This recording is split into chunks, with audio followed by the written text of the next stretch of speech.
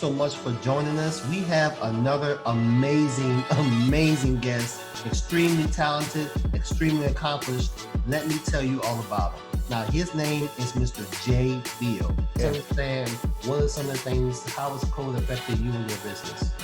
Yeah, so first things first, in July of this year, I actually contracted COVID. So people kept asking me, why, what was the reasoning for why you decided to get tested? I'm just like, well, honestly, everybody else seems to be getting COVID. So I was like, well, let me find out if I have it. So I went to go get tested for it, and I ended up having it. And I was like, what? You gotta be kidding me. Like, I thought I was just gonna go ahead and skate through, right?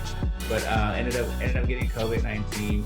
I had a couple of the symptoms. I didn't have the huge breathing problems, but I did have the loss of taste and smell, and a couple other things that were associated. It took about a good 2.5, roughly 3 weeks to recover from that and to be able to travel and things like that. So now that I'm over that, I can kind of live life and do what I need to do.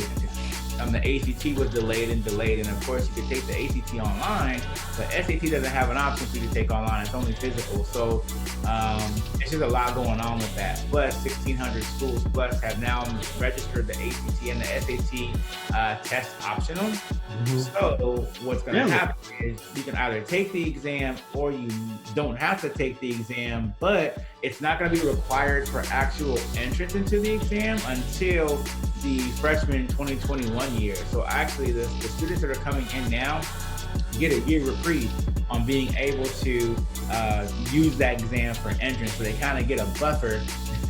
if they weren't doing too well, they have a whole year right now to like, hey, well, Ivy Leagues, MIT, Caltech, Harvard, Yale, Stanford, Princeton, all the Ivy Leagues have said, you know what, we're not going to include the test in our entrance this year. So you guys are good to go. We'll just have to utilize other things in order for entrance, but we cannot use those tests. So it's over 1,600 schools plus a lot of HBCUs as well. Jay, I'm sorry. I got to jump in right here. I just want to understand what I'm hearing right now. So what I'm hearing is that if you know you wasn't going to get a great score in the ACT and the SAT, but you still want to get into an Ivy League school based on all the other credentials and stuff you've done, this is the time to do it.